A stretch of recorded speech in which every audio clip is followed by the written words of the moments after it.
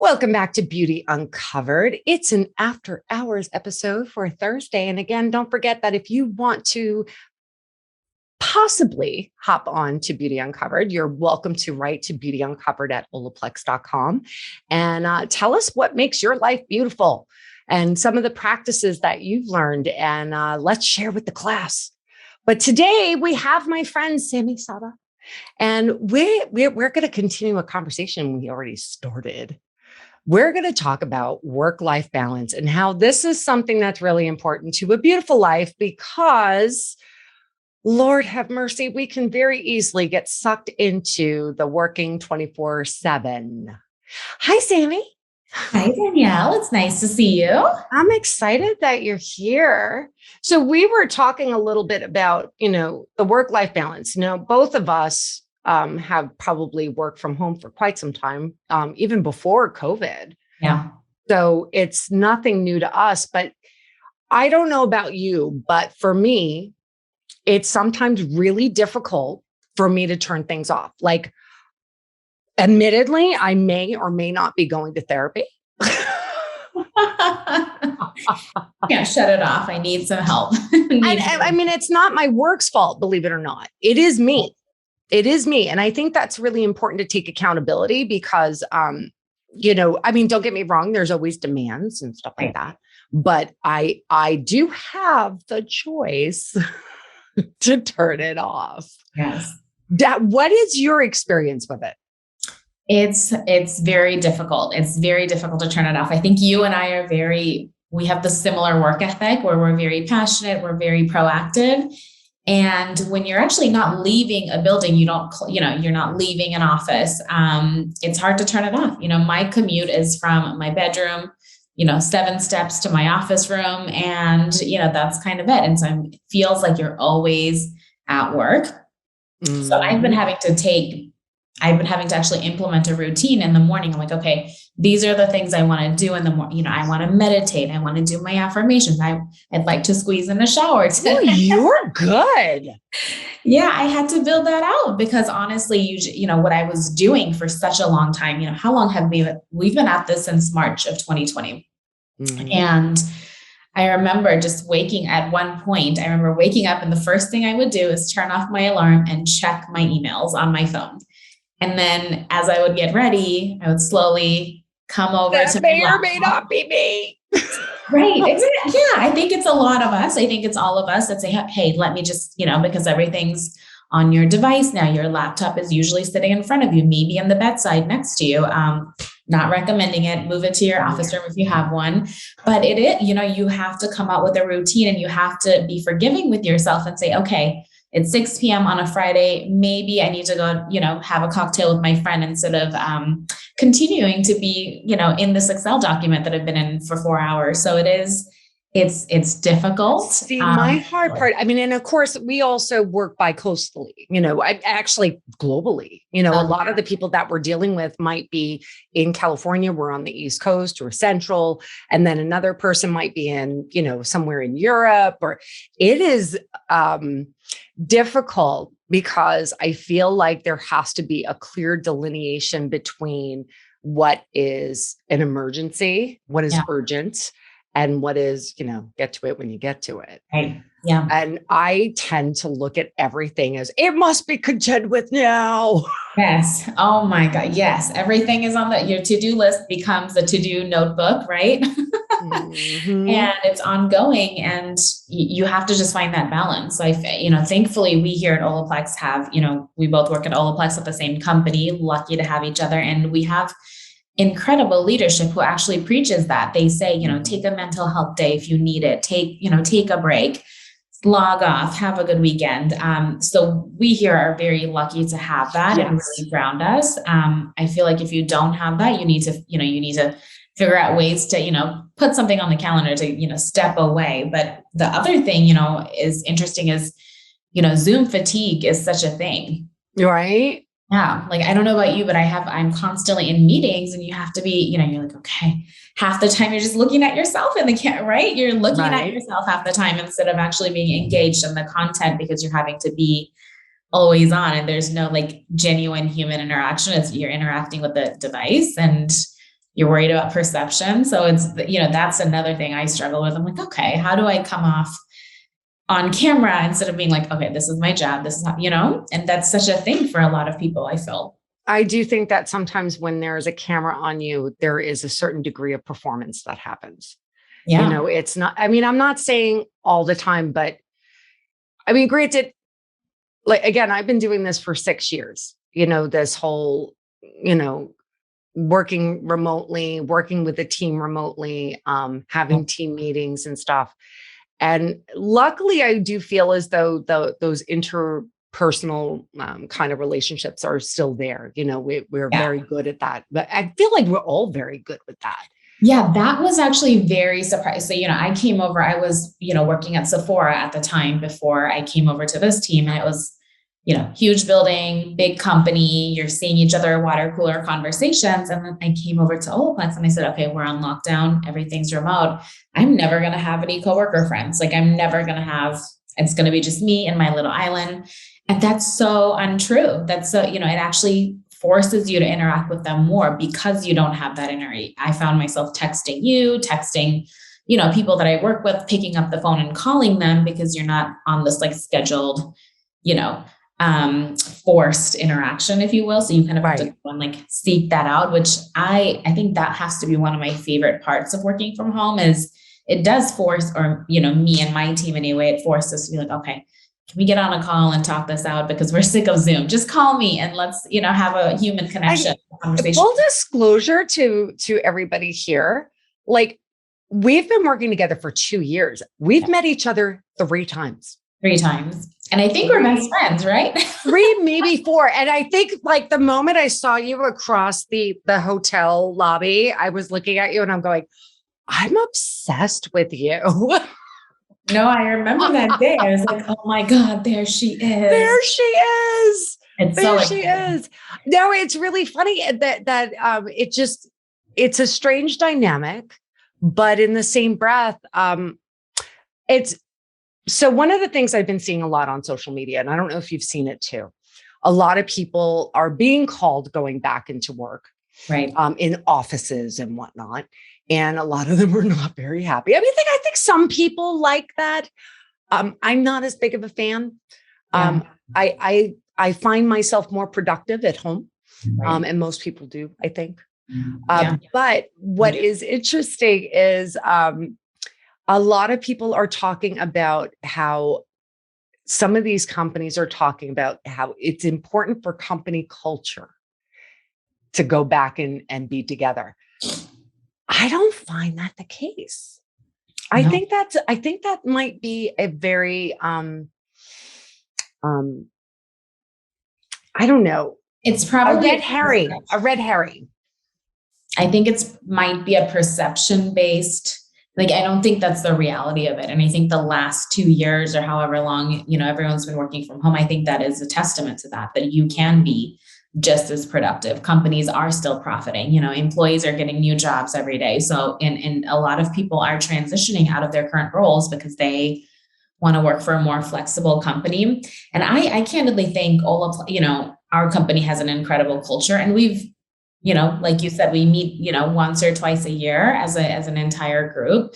So I personally feel like if you have if you have the leadership and the team members in place to cultivate that culture, it can be done without being in an office.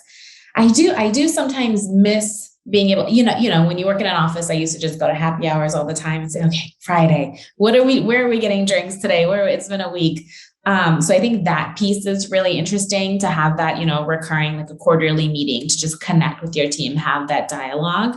So, I think that part is interesting, but I feel like companies need to adjust to what's already happened, and hopefully most of the companies I've seen, they are requiring people to come back, 2-3 times a day or a week, which is nice. I personally I don't think I could do that. It's really hard to put on pants in the water.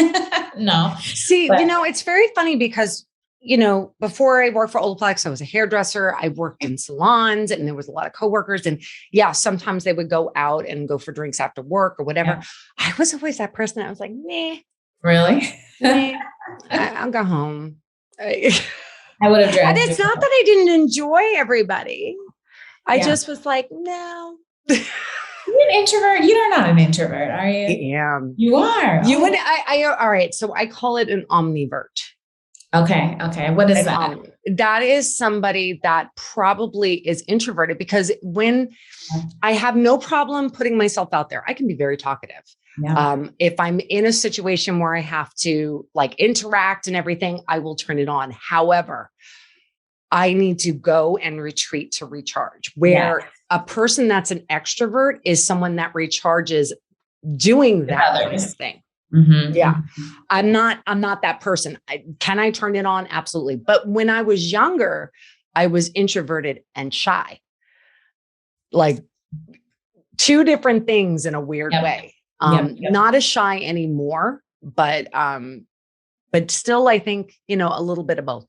Yeah. Yeah. It's that. And I feel like you grow with it with age too, it's like, we're not doing the things we used to do a couple of years ago. And yeah, I know there's a lot of people, I actually have a few friends that are like, okay, I have to find a job where I can go into an office and interact with people. I was like, if you find the balance in your own way and it works, I can't see myself going into an office and having to commute. I live in a big city. There's a lot of, so there's just so many conveniences to it.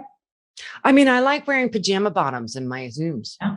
Yeah. I mean, I'm not now. maybe. I don't know. No. Right. But no, I like to be able to make coffee whenever I want. Yeah. You know what my favorite part has to be the Zoom filters, because some days you don't have you don't have a full face of makeup on. There's Zoom filters that'll put on a lip color on you. It'll make your brows beautiful. So I'm like, okay, admittedly, I have not found a Zoom filter that works for me in that way, because I always look like it's fake. But I will say this, because of the quality of the camera sometimes, and also the lovely lighting, I look ethereal. You don't see any of my wrinkles or anything. So everybody's like, oh, you look so much younger than 50. And I'm like, you don't see me in person. Yeah, that's what I feel. It's so interesting, because it becomes this like filter culture. It's like, on social, on Zoom, on everything, they're incorporating it. I don't know if it's a good thing or a bad thing, but it definitely has its perks, right? I do. You know what? I got to be honest with you. I know that a lot of people are kind of against it, because they sit there and think, oh, it's making this unrealistic standard of beauty. It's not real. But I'm sorry, putting makeup on my face is not real. That's not how I look on the day to day, but I like it. Yeah. So, why not use a filter sometimes? Yeah. And beauty is subjective. You got to do what you feel. A lot of people think, I put on makeup for myself. I don't put it on for my boyfriend. I don't put it on for my friend. Like, I put it on because it's fun for me. I'm like, okay, this is a girly, fun routine that I have. So if a filter is what makes you feel good, it's about how you feel. And you just got to short of like, if you were on a dating app or something, that's catfishing. But I think it just... That's catfishing. Yeah. But I think that like just putting on social media or a Zoom meeting, it just, I think that's just fun. I mean, how many times that I've gone into meetings and like there are certain people that shall not be named from our company that might show up with a strange, like, dog ears or something, Oh my God. Yes. They're internal meetings, Sami, internal. Oh my gosh. Yes. I feel like people get very creative. I'm not as creative. The most I'll do is like put on the mascara filter or something. But yeah, it's kind of nice to just have to, not worry about some of those things. Sometimes I don't even, I'll do my hair that I know is showing, you don't do that. I didn't curl my hair in the back. It's like, well, you're not going to see that. So it's not going to see it. It's going to be, party in the front and nothing in the, yeah. You got to find these little moments of, benefits. And I think, working from home has been interesting, but I feel like there's a lot of people that are used to it and find it productive now. So it's like, I think, like I said, my biggest struggle, and again, like you were saying earlier, we are so freaking blessed that we have a company that is really very, very, they're very conscious of the fact that people, we can very easily work too much. Self-care is so important because, if we're taking care of ourselves in the long run, the company will be healthy. The company will be happier, because we're fulfilling all of our needs. But for me, that's where, again, the personal responsibility comes in. I am that person that wakes up and I check my phone. I can't help myself. I got to see what happened overnight. And then I'm like, okay, put it down. I go make my coffee. I feed my cat and my dog. And then, I might or might not go back in, and then I'll dive into it. Like, I'll just see what was sent.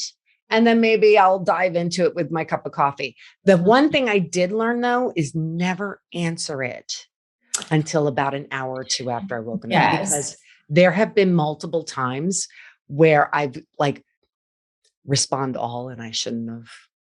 Yes. I have not mastered that yet. I still, if I see something that I believe should have a reply, I reply right away, even though it doesn't need to be responded to immediately. I am guilty of replying to something at 11:30 at night. I'm like, okay, right. Because here's the thing. I do, aside from the different time changes and everything, I do think that sometimes people, maybe that's when they have the time to go through all that stuff. Maybe they had other things going on personally earlier in the day, and they're going to spend the time in the evening to catch up. And the problem is that when I get that email at 8, 9 o'clock at night, or that Slack message, I'm like, what's going on? Yeah. And I think that I'm at the point where I'm going to have to, I would say I would get off the phone, but I do TikTok.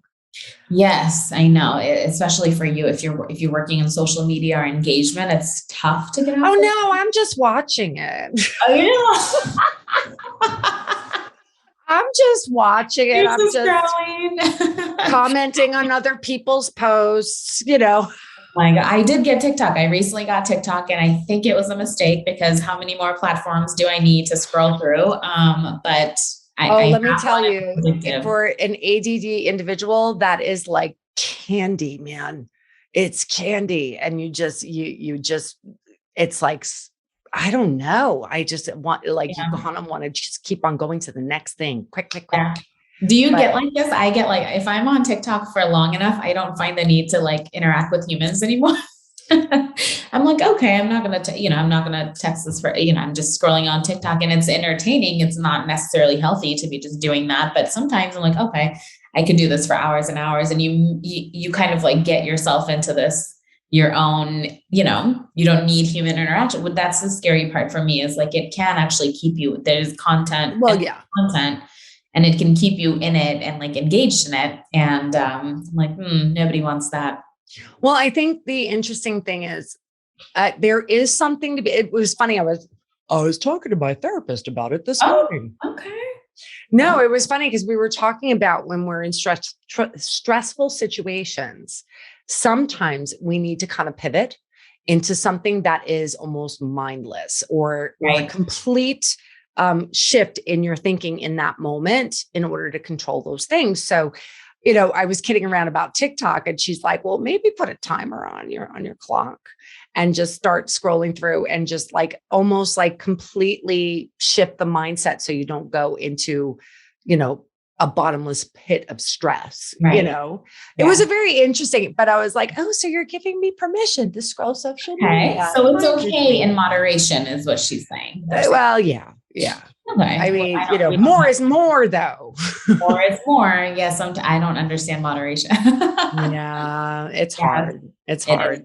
It's really but I do think that it is, I think it's important for people that are working from home to really find that balance and, to turn off. And, it does make life a lot easier when you can balance the two. It does seem like sometimes in society, we're all working harder and harder and harder, without the relief. Yeah. And I have to remind myself, I'm not on this planet to just work. I'm on this planet for my kids, for my life. Work is not life, though I love it. It's fun. Love it. Yes. Love it. But it's not life. And that's such a good point that you bring up is we have been conditioned to do everything all the time, and kind of take on everything instead of being like, oh, I actually need some help. We actually need some headcount. I'm not, I feel like there's this taboo, there's this, bad connotation with asking for help or actually vocalizing the fact that, okay, this is a lot, this is too much. I think that, I think there's people that do it really well and they have the support system to really encourage them and find solutions. But for most people, it is a tough thing to do. And it can, you can kind of spiral with that if you don't acknowledge that. So I think, I've had some moments in my career where I've had to come to and it's like, okay, Sami, this is not, you stopped working out. You eat dinner at like 12 a.m., so these moments where you're like, okay, come to terms with it and then address it. Because I think that's a tough part too, is if it is a lot and you can't turn it off, how do you get out of that cycle? Well, I mean, I guess it comes back down to personal boundaries, right? I mean, because no one's going to know your personal boundaries unless you establish it, right? Yes, totally. So I have fallen, and like, I remember when I first started with Olaplex, and again, totally my fault. I was so excited. And I was so into it that like anytime someone threw something at me, I'll be like, I'll do it. Or I was volunteering for everything. And I was just constantly at it. And I had to learn to kind of like, wait a second, I should pull him back a little bit. Right. But part of it is really understanding where your boundaries are. When is it getting to be too much? Yeah. And when is it reasonable? Yeah. Yeah. I don't have kids, or I don't have these like mandatory commitments that I need to attend. So routine, like I was telling you, that's been really, really important for me, is a morning routine and an evening routine. And then that way, at least I can scale my day. What's your evening routine? So my evening, in the morning, the first thing I do when I wake up is I have this app called Headspace. Have you heard of it? Yes. Yeah. Yes. It's really good. It's meditation, isn't it? It's meditation, and it's guided meditations. If you don't know how to do it, it kind of talks you through it. You can select, do you want to address stress? Do you want to address something else? So you can kind of pick through. So in the morning, first thing I do is I try to, instead of checking my email, I check that app and I do my meditation in the morning. And then I'll get up and I'll do, some affirmations. Recently, I started doing the power pose. Have you heard of this? It's like, yes, Wonder Woman. Yes. There's many different names to it, but you just make yourself bigger. You spread your legs, shoulder width. You put your hands on your hips and you really kind of look up Superwoman, Wonder Woman pose. And you do it. You only really need to do it for 30 seconds, a minute. And it does over time have some effects. So those are my like 3 staples in the morning: meditation, my affirmations, I am beautiful, I am youthful, I am successful, I am worthy. And then I'll do my power pose. And then at night, I've made it a point to journal. So I'm like, okay, this is going to be my debuild time. You just journal. I write down 3 things that I'm grateful for that day. And they can be simple. I hit my water goal. I drank a gallon of water that I meant to, today. Very simple.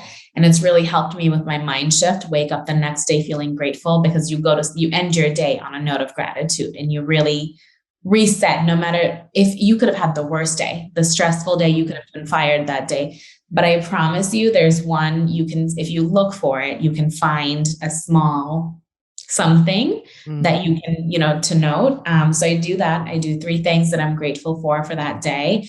And then I usually either will listen to a podcast, 10 minutes or under, listen to a podcast of some sort, or a YouTube video, watch something educational that I'm excited about. I'm really into beauty. Major surprise there. So I'll watch something beauty related, or, I'm really into, fashion and business. I'll, watch a TED talk or something outside of work, but, still ending the day on a productive note. And then I'll do a little prayer, and then, and then I'm set for the night. And that's really helped me, because what I was doing is I was checking my emails first thing. And it really takes you in, Yes. Especially if you work in a fast-paced company like we do, you will wake up to multiple emails and many. And the truth is they will wait until 9 a.m. They're going to wait. Yeah. They'll wait. Yeah. They'll wait. And so you I had to, like you said, boundaries, and it's and no one is actually expecting you to. No. That's the funny thing. No, you know what someone said? I don't remember if it was Chewy, our CEO, or someone, I can't remember who said it, but someone said it, is what they like to do is instead of, writing an email and sending, if I got something from our CEO at midnight, I would reply. Reply. Doesn't matter. But she said, instead of whoever said this, she was like, instead of doing that and putting my employees in that position where they feel the need to reply, they would schedule it. They would, they'd draft it up so you don't forget. And you can actually, there's, especially if you use email. Sense. Yeah, if you use Gmail or, many mailing systems, you can schedule it so it actually goes out, at 8. No, I'm thinking that makes sense with her emails. Oh, that's why. Yeah. So she, you can schedule it, and it doesn't go out in the middle of the night where everyone's feeling pressure to be like, oh my, So that's what I've started doing as well with my team. Is I'll make a point not to, I'll say, hey, it's 6 p.m. Please log off. I'm not emailing you. Don't chat me. Don't Slack. And I'll schedule a bunch of, I'll have like 9 drafts, and I'll schedule them. Sometimes I sprinkle them throughout the day. All of it doesn't go out at 8. One goes out at 8, one goes out at 10:30, one goes out at 1 p.m. And it just helps those small steps, because they're not, obviously if something's urgent, you do what you need to do. But if there are things that need to be done in a slow, in a different pace, you can pace it out. And that's a choice that you as a leader or any employee, you can kind of work on that. And, I think that that's been really a productive way for myself. It's so funny. On last weekend, poor Brittany. No, it wasn't Brittany. It was Ashley. I had a brain fart. All right. It was like one of those things where I had a creative idea. And I sat there thinking, I have to write this down or I'm going to forget. Mm-hmm. So I prefaced it. I'm like, please, do not pay attention to this until Monday. If you're on here, get off, enjoy your Sunday. I just need to brain dump right now. Read it on Monday. Yeah. But in the same breath, I've kind of feel guilty. I probably now that I know that you can schedule it, I'll do that. Yeah. But I love that you did that. I love that you did. Cause even that, if I was getting an email from you, I'd want to respond, because we're such, we have such a good relationship. I'm like, okay, I'm going to drop everything and reply to my girl. But if you preface it that way, I'm like, okay, I need a minute. I don't need to, it's such a considerate thing to do. I feel I've never thought to do that. So I kind of figured that, I know how hard all of us can work. And just like any job, there are times where we have to work extra hours, that it just, cause that's just the nature of the beast. So when that happens, if it's something unnecessary, let's not waste their head space or their lives, their home lives are far more important than, my brain dump. Yes. And sometimes, my personal feeling is a lot of emails can actually be a quick phone call instead of 1,000-page chain going back and forth. Just call me, or can I just call you? And that's it's not reinventing the wheel or anything. We all have cell phones. We're all tied to it. Call me and let's optimize the conversation. Okay, but isn't it true that millennials don't like that? They want to text, man. Right. That's true. Yes, that's true. Am I a millennial? Yes, I am. I think you are. Old school millennial, old fashioned. But yeah, I love it. You know how many times I call Dustin and he doesn't take it and then he texts me? Yeah. Oh no. Oh my God. Dustin loves to call me. I'll be texting him and he called me at 7 a.m. yesterday. He's like, hey, sorry, I'm called. I was like, Dustin, only for you that I will answer the phone at this hour. But yeah. So I'm a big fan. You gotta, sometimes you just, the email chains just are not productive sometimes. I have to harass him. I keep on trying to get him to come on here.